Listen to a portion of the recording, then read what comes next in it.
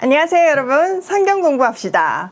여러분, 대조가 되는 두 개를 이렇게 옆에 두고 비교하면 차이가 나잖아요. 이게 사실 요한이 자주 쓰는 방법이에요. 사람들이 예수님께 다가갈수록 그들의 무지가 극명하게 드러나거든요.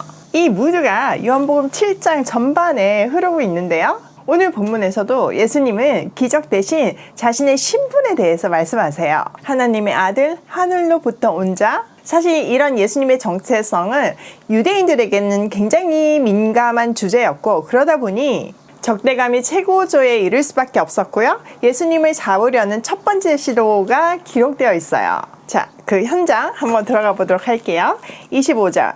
예루살렘 사람 중에서 어떤 사람이 말하되 이는 그들이 죽이고자 하는 그 사람이 아니냐. 예루살렘은요, 초막절로 인해서 수많은 인파가 몰렸고요. 여기저기서 예수님에 대해서 쉬쉬하면서 쑥덕거리고 있었어요. 놀랍게도 사람들은요, 종교 지도자들이 예수님을 죽이려는 의도를 알고 있었다는 거죠. 자, 26절. 보라, 드러나기 말하되 그들이 아무 말도 아니하는도다. 당국자들은 이 사람을 참으로 그리스도인 줄 알았는가. 지금 예수님이 드러내놓고 말씀하시잖아요. 그런데 아무도 제재하는 사람이 없으니까 대중들이 하는 말이, 아니 이 사람이 이렇게 대놓고 말하는데도 지도자들이 아무 말을 안 하는 것은, 그러면 그들도 이분을 그리스도로 인정하는 겁니까? 라고 말해요. 27절. 그러나 우리는 이 사람이 어디서 왔는지 아노라.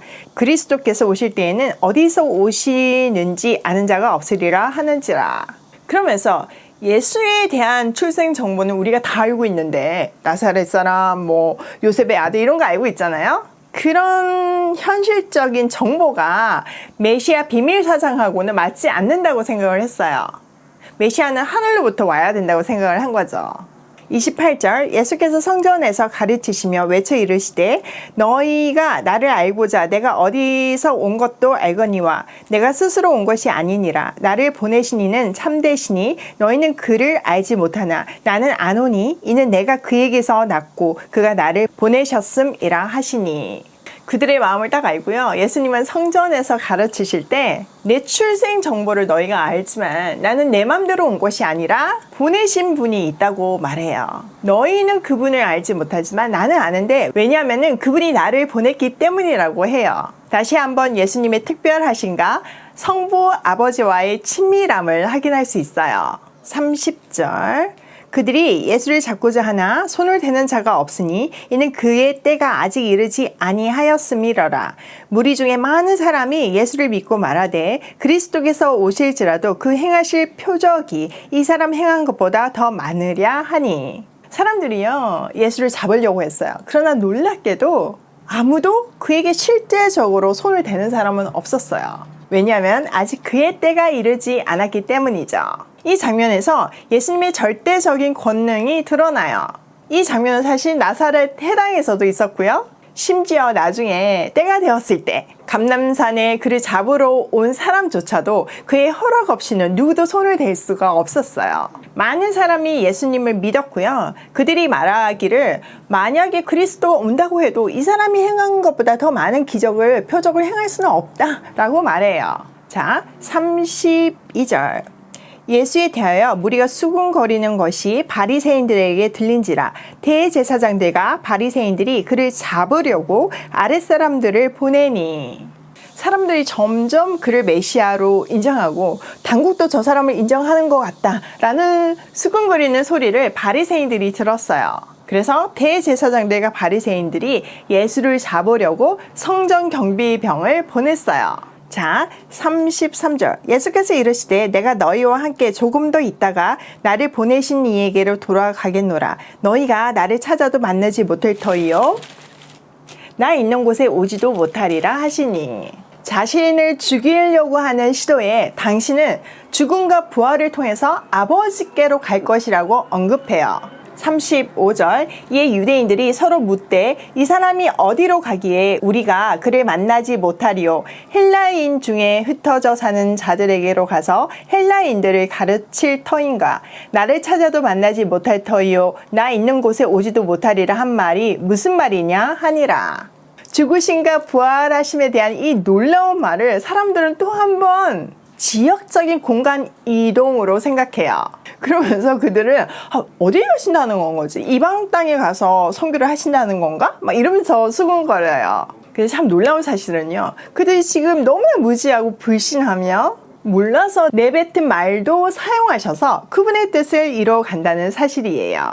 청중들은 분명 몰라서 내뱉은 말이었지만 그 무지는 제자들을 통해서 실현되고 현실이 되었어요. 이게 놀라운 하나님의 은혜예요. 모르는 것을 내버려 두지 않으시고 우리 무지까지 활용하셔서 놀랍게 열매 맺는 하나님의 나라, 우리가 그 나라 백성이라는 것이 감격이고 또 감격이에요. 자, 37절.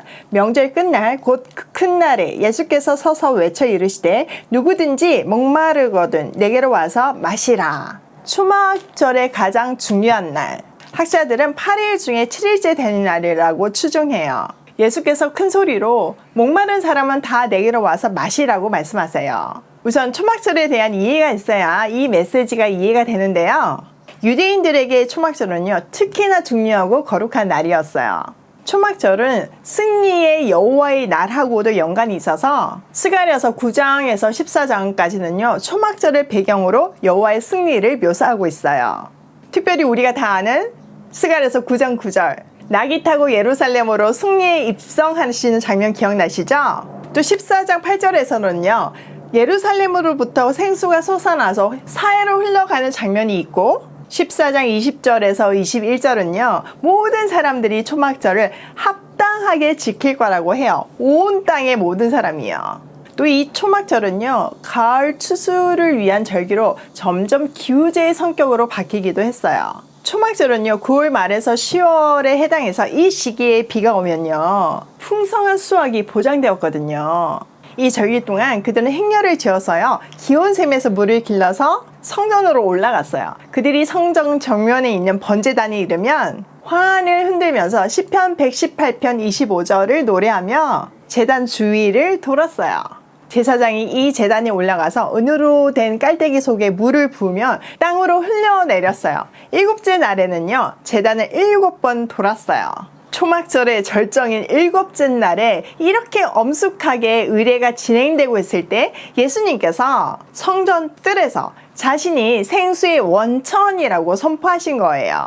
사실 그때 분위기를 고조시키기 위해서 버더나무를 잘라서 그 성전에 놨거든요. 그러면 이제 시간이 지나면서 마르잖아요. 그래서 간절히 비를 달라고 은혜를 구하거든요. 근데 그 옆에서 예수님이 내가 생수의 원천이다 이렇게 선포하신 거예요.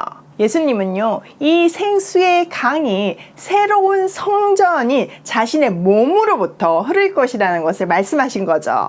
스가랴서 14장 8절, 또 에스겔서 47장 1절, 성소로부터 흐르는 물의 예언이 성취된 거죠. 자, 38절, 나를 믿는 자는 성경에 이름과 같이 그 배에서 생수의 강이 흘러나오리라 하시니 이는 그를 믿는 자들이 받을 성령을 가르쳐 하신 말씀이라. 예수께서 아직 영광을 받지 않으셨으므로 성령이 아직 그들에게 계시지 아니하시더라. 자, 목마른 사람은 누구나 예수님께로 나오기만 하면 믿음으로 생수를 얻게 되었어요. 만나가 참떡이신 예수님을 예표한 것처럼 반석에서 나온 물도 어린 양으로부터 흐르는 참 생수를 예표했어요. 그러면 이 생수의 의미는 무엇일까요? 네, 맞아요. 바로 성령을 말해요.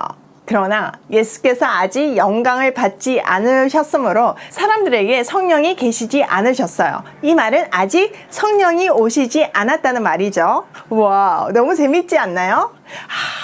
끝까지 가면 좋겠는데요. 그러면 너무 길어질 것 같아서 여기서 마무리를 해야 될 것 같아요. 두구두구두구. 내일 아침 기대해 주실 거죠? 자, 오늘의 포인트. 첫 번째, 주님께 가까이 가면 갈수록 우리의 무지는 드러난다. 그래서 우리가 주께 가까이 가면 무지가 드러나서 그게 해결이 돼요. 심플하죠? 무지를 깨달아야지만 구원이 시작이 되고 주를 비로소 알게 되니 은혜의 순간인 거예요. 두 번째, 하나님의 때가 이르지 않으면 누구도 하나님의 사람을 손대지 못한다. 물론 이거는 예수님의 권능을 얘기하는 건 거지만 하나님의 사람에게도 하나님의 완벽한 계획하심을 이루기 위해서는 그 보호하심이 있어요. 세 번째, 누구든지 목이 마르면 주께 나아가면 해결된다. 만약 여러분 속에 유치한 문제로 고민하고 있다면, 그것 때문에 너무나 갈증이 난다면 일단 들고 나가보세요. 인생의 어떤 주제라도, 절대 풀 수 없을 것 같은 난제라도 일단 주님께 나아가 보세요. 그분은 해답을 가지고 계세요. 해답을 가지신 분이 우리를 초대하시는 거예요. 대박 사건이지 않나요? 1번, 2번, 3번 잘 적용해 보시고 내일 만나요. 오늘도 누구든지 목마르면 내게로 오라는 엄청난 초대에 감격하며 고고싱해요.